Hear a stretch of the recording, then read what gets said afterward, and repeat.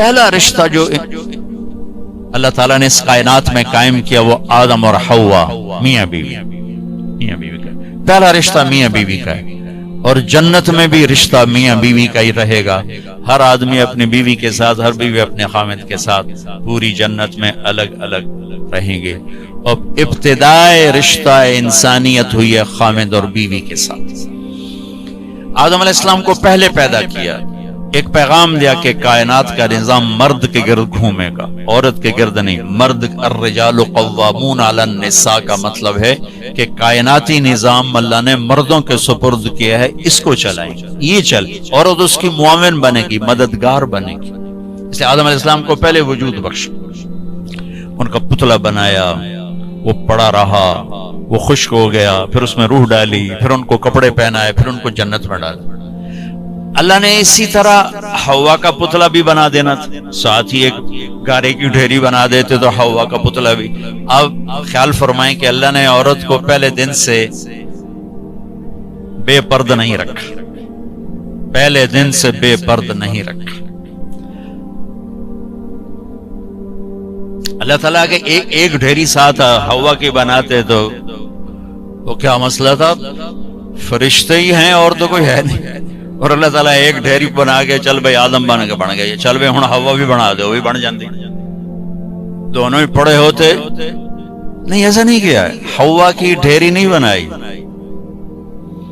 حوا کے پتلے کو بے پرد نہیں رکھا، آدم کو سلایا، آنکھ کھلی تو پہلو میں حوا کو بٹھایا ہوا تھا، پورے لباس، پوری زیب و زینت کے ساتھ۔ تو آدم علیہ السلام کہنے لگے یہ کون ہے؟ کہ یہ تیری بیوی ہے، تیری زندگی کی ساتھی۔ اور عجب بات، جنت جیسی نعمت کے باوجود آدم علیہ السلام جنت میں اداس رہتے تھے۔ ماں جی آئی تھا بیدا دل لگا، نہیں تو جنت میں بھی اداس رہتے تھے۔ تو اللہ تعالیٰ نے نکاح پڑھایا، تو اللہ تعالیٰ نے کہا آدم بیگم کا مہر ادا کرو۔ تو یہ مہر پہلے دن سے ہے۔ مہر کیا چیز ہے؟ کسی کی بیٹی کی قیمت نہیں، وہ جو مالدار گھرانے کی بچی ہو یا کسی جھوپڑے کی بچی ہو، مہر کسی کی بیٹی کی قیمت نہیں ہوتا۔ تھوڑا رکھو یا ساری دنیا سونا بنا کے مہر بنا دو، ایک بال کی بھی قیمت نہیں۔ مہر ایک علامت ہے، ایک علامت ہے کہ آج کے بعد اس لڑکی کا خرچہ یہ لڑکا اٹھائے گا، جب تک وہ زندہ اور یہ نکاح قائم ہے یہ خرچہ خامن قوامون علی النساء، گھر کا نظام مرد چلائے گا، عورت گھر میں بیٹھے گی، نسل کو تیار کرے گی، تربیت کرے گی، ایک خوبصورت نسل اگلی نسل کو دے کے دنیا سے جائے گی۔ بہت بڑی جاب ہے ہماری عورت کی۔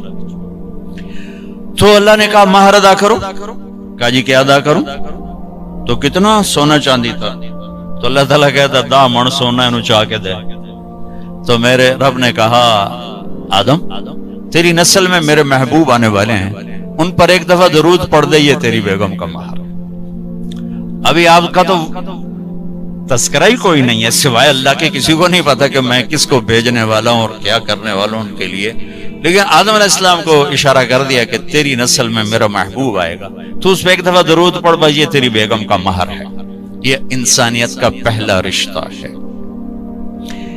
والدین کے حقوق کے لیے چند آیات، اولاد کے حقوق کے لیے چند آیات، بہن بھائیوں کے حقوق کے لیے چند آیات ہیں، خاوند بیوی کے لیے سینکڑوں آیات۔ پوری سورت اتری ہے، سورہ طلاق، پوری سورت، سورہ نساء، سورہ طلاق، سورہ مائدہ میں، سورہ بقرہ میں، سورہ آل عمران میں اللہ نے سینکڑوں آیات اتاری کہ یہ رشتہ باقی رہے، کیونکہ اس میں کمزوری ہے۔ اہمیت کے باوجود اس میں ایک کمزوری ہے کہ ایک بول پہ ٹوٹ جاتا ہے، باقی رشتہ ٹوٹتا نہیں۔ میں اپنی ماں کا فرما بردار ہوں یا نافرمان ہوں، ماں بیٹے کا رشتہ نہیں ٹوٹتا۔ باپ کا باغی ہوں یا باپ کا خدمت گزار ہوں، یہ رشتہ نہیں ٹوٹتا۔ بھائی سے لڑا ہوا ہوں یا صلح ہے، یہ رشتہ نہیں ٹوٹتا۔ لیکن خاوند اور بیوی کا رشتہ ایک بول پہ ٹوٹ جاتا۔ میرے نبی نے فرمایا علی طلاق سے بچنا، جب طلاق دی جاتی ہے تو اللہ کا عرش کانپ اٹھتا ہے، اللہ کا عرش کانپ اٹھتا ہے۔ جب بے جا طلاق دی جاتی ہے ضرورت کے تحت تو طلاق رکھی گئی، لیکن جیسے آج کل کی طلاقیں ہو رہی تو اللہ کا عرش کانپ اٹھتا۔ میں اسلام آباد سے آ رہا ہوں تو وہاں ایک بچی ملی مجھے، کہا کہ مجھے طلاق ہو گئی کہ سسرال والوں کا تیرے ابے گڈی تو دیتی کوئی نہیں، چل واپس، اور خود وہ ڈاکٹر جی طلاق ہو گیا۔ تو اس طرح جب ظلم و ستم ہوتا ہے تو پھر اللہ کا عرش کانپ اٹھتا ہے۔ تو یہ رشتہ کیسے گزارنا ہے کہ زندگی خوبصورت ہو جائے؟ چونکہ میری بات سن لیں غور سے، آپ مالدار لوگ بیٹھے ہیں، پیسے سے آپ زندگی کو خوبصورت نہیں بنا سکتے، گھر خوبصورت بنا سکتے ہیں، گاڑی خوبصورت لے سکتے ہیں، زیور خوبصورت خرید سکتے ہیں، زندگی کی خوبصورتی کا تعلق ان چیزوں سے نہیں ہے۔ زندگی کی خوبصورتی صرف میرے نبی کی غلامی میں، نبی پاک صلی اللہ علیہ وسلم ایک پاکیزہ زندگی لے کر آئے، جو اس کے پیچھے چلے گا اس کی زندگی میں حسن آئے گا، جمال آئے گا، کمال آئے گا، باقی ویرانیوں کے سوا کچھ بھی نہیں۔ تو میرے نبی نے 11 گھر آباد کیے ہمیں زندگی سکھانے کے لیے۔ عورت مظلوم تھی ہر دور میں، آج بھی ہے اور پہلے بھی تھی، کہیں عورت بھی ظالم ہوتی ہے، میں کوئی صرف ان کا وکیل صفائی بن کے بات نہیں کر رہا ہوں، لیکن جو معاشرے میں ہے وہ بات کر رہا ہوں کہ عام طور پہ دیہات ہو، شہر ہو، ہمارے یورپ کی عورت تو بڑی بیچاری مظلوم ہے، نہ وہ ماں ہے، نہ بیٹی ہے، نہ بیوی ہے، نہ بہن ہے، کچھ بھی نہیں، ایک ٹیشو پیپر ہے، استعمال کے اٹھا کے پھینک۔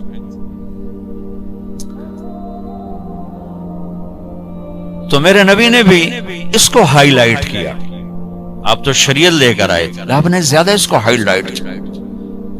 تو آپ نے فرمایا جس کو اللہ نے 3 بیٹیاں دی اور اس نے ان کی شادی کر دی تو جنت میں میرا ساتھی ہو جائے گا۔ تو ایک صحابی نے عرض کی، یا رسول اللہ اگر 2 بیٹیوں؟ تو آپ نے کہا جو 2 بیٹیوں کی شادی کرے گا وہ بھی جنت میں میرا ساتھی ہوگا۔ ایک نے کہا یا رسول اللہ اگر 1 بیٹی ہو؟ اللہ اس کا بھلا کرے، کسی کی ہوتی ایک، کہ یا رسول اللہ اگر 1 بیٹی ہوگا، جو 1 کی بھی شادی کرے گا وہ جنت میں میرا ساتھی ہوگا۔ ٹھیک، اب 10 بیٹوں کی شادی کرو تو جنت کا وعدہ کوئی، اور 1 بیٹی کی ڈولی اٹھا دو تو میرے نبی فرما رہے ہیں وہ جنت میں میرے ساتھ ایسے ہوگا، ایسے، تو انگلیوں کو اشارہ کیا کہ میرے ساتھ ایسے ہوگا، اس کی کمزوری کی وجہ سے کہ وہ پستی ہے۔ تو میرے نبی نے مختلف مزاج کی عورتوں سے شادی کر کے خوبصورت زندگی پیش کی، نمونہ پیش کر کے تشریف لے کے۔ بچوں سے نسل چلتی ہے، بچے باپ کی جگہ سنبھالتے ہیں اور ان کی شادی کرنے پر اجر ہے، جنت کا وعدہ کوئی نہیں۔ اور بچی پرائی نسل لے کر چلتی ہے، اپنا گھر چھوڑ کے دوسرے گھر چلی جاتی ہے، اور میرے نبی فرما رہے ہیں 3 کی کرے تو ایسے، اور 2 کی کرے تو ایسے، اور 1 کی کرے تو میرے ساتھ ایسے ہے، اور 10 بچوں کی کرے تو اجر تو ملے گا، جنت کا وعدہ کوئی نہیں۔ پھر آپ نے فرمایا جس نے اللہ کو 2، آپ کے نہ فرمائے جس کو اللہ نے 2 بہنیں دی یا 2 بیٹیاں دی، کبھی بیٹی ہوتی ہے بہن نہیں ہوتی، کبھی بہن ہوتی ہے بیٹی نہیں ہوتی، اور اس نے ان کی شادی کی اور ان کا حق ادا کیا تو وہ جنت اس پہ واجب ہو گئی، جنت اس پہ واجب ہو گئی۔ حق ادا کرنے کا کیا مطلب ہے؟ ہمارے پورے بر صغیر میں دنیا کا تو پتہ نہیں ہے، بہنوں کو کچھ نہیں دیا جاتا، صرف جہیز دیا جاتا ہے۔ پنجاب ہو، سندھ ہو، بلوچستان ہو، سرحد ہو، ہر جگہ بہن کو، بہت کم لوگ ہیں جو بہنوں کو باپ کی وراثت میں سے پورا حصہ دیتے ہیں، ورنہ بھائی کھا پی جاتے ہیں۔ ہمارے ہاں تو زمیندار جیلی انگوٹھے لگا کے زمین پہ قابض ہو کے بیٹھ جاتا، دینا ہی سوال ہی نہیں پیدا ہوتا۔ اور میرے رب نے جب قرآن اتارا تو بیٹی کی وراثت پہلے بیان کی، بیٹی کی وراثت بعد میں بیان کی۔ یہ عجیب بات ہے، یہ عرب کا دستور تھا کہ بچی کو کچھ نہیں ملتا تھا، سارا بیٹے کا۔ ہندی ثقافت میں بچی کے لیے کچھ نہیں، سب بیٹے کا ہے، بچی کے لیے جہیز ہے بس۔ میرا نبی جو دین لائے اور عرب کا جو ماحول تھا وہ یہ تھا سب کچھ بیٹے کا، تو قرآن یوں سوال اٹھاتا تو پھر بیٹی کو کیا ملنا چاہیے؟ یوں سوال اٹھاتا نا، تو اللہ کہتا بیٹی کو بیٹے کا آدھا ملنا چاہیے۔ لیکن اللہ نے جب قرآن اتارا تو ایسا خوبصورت انداز میں اتارا کہ اللہ نے یہ سوال اٹھایا کہ بیٹے کو کتنا ملنا چاہیے۔ بیٹے کو تو مل ہی رہا تھا پہلے، لیکن اب قرآن کی آیت میں پیش کرتا ہوں۔ قرآن نے یوں سوال اٹھایا کہ بیٹے کو کتنا دیا جائے گا، جیسے بیٹے کا حق ہے ہی کوئی نہیں، بیٹے کو کتنا ملے گا؟ تو اللہ نے کہا للذکر مثل حظ الانثیین، جتنا ہم نے 2 بیٹیوں کا حق رکھا ہے اتنا ایک بیٹے کو دے دیا جائے۔ حالانکہ ماحول کے مطابق ہونا چاہیے تھا جتنا ہم نے بیٹے کا حق رکھا اس کا آدھا بیٹی کو دے دیا جائے۔ میرے رب نے کہا جتنا 2 بیٹیوں کا ہم نے حق رکھا ہے وہ ایک بیٹے کو دے دیا جائے۔ پورے عرب کی تہذیب پر ہتھوڑا چلایا کہ جس پیٹ سے بچہ نکلا اسی سے تو بیٹی نکلی، جس چھاتی کا دودھ بیٹے نے پیا اسی کا تو بہن نے پیا ہے، اسی کا تو بیٹی نے پیا ہے، جس چھت کے نیچے بچہ پروان چڑھا اسی کے نیچے تو بچی پروان چڑھی، جس گود میں بیٹا پروان چڑھا اسی گود میں تو بیٹی کھیل کے پروان چڑھی، اور دوسرے گھر جا کر تم نے اس کا حق اڑا دیا۔ چور چوری کرے تو پکڑ کے تھانے دیتے ہو، یہ جو سارے بھائی چور بیٹھے ہیں ان کو پکڑ کے تھانے کیوں نہیں دیتے ہو؟ جنہوں نے اللہ کی شریعت کو یوں مذاق اڑا کے رکھ دیا۔ میں ریمنڈ جب پڑھتا تھا تو میں اپنے استاد صاحب جن سے میں نے قرآن کی تفسیر پڑھی ان کے لیے شہد کی بوتل لے کر 10 روپے کی شہد کی بوتل اپنے باغ سے میں نے اتروایا، میں نے پیش کیا کہ استاد جی آپ کے لیے شہد لایا ہوں۔ کہنے لگے کہاں سے لائے ہو؟ میں نے کہا جی میرے اپنے باغ کا ہے۔ اب آپ سوال پہ غور کرو۔ فرمایا تیرے باپ نے اپنی بہنوں کو وراثت میں سے حصہ دیا تھا؟ تیرے باپ نے اپنی بہنوں کو تمہارے دادا کی وراثت میں سے حصہ دیا تھا؟ میں نے کہا جی اللہ کا بڑا شکر ہے میرے باپ کی بہن ہی کوئی نہیں تھی، جے ہوندی تا کدی نہ دین دے۔ کون دیندا؟ جے ہوندی تا کدی نہ دین دے۔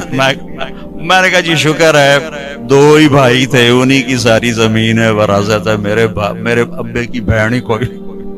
اچھا تو تیرے دادا نے اپنی بہنوں کو حصہ دیا تھا؟ میں کہا میں جمعیا ہی کوئی نہ ہوں، میرے کو کی پوچھی جانتے ہو دادے دیتا ہے کہ نہیں دیتا؟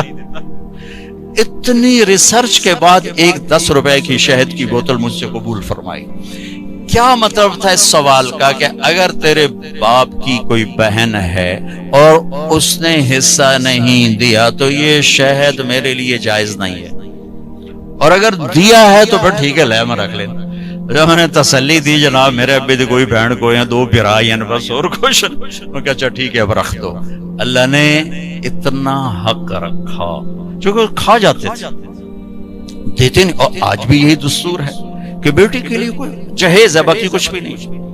مجھے آپ کے شہروں کا نہیں پتا، میں اپنے دیہات کی بات کر رہا ہوں، ہمارے دیہاتوں میں نہیں دیا جاتا، ظلم و ستم ہے۔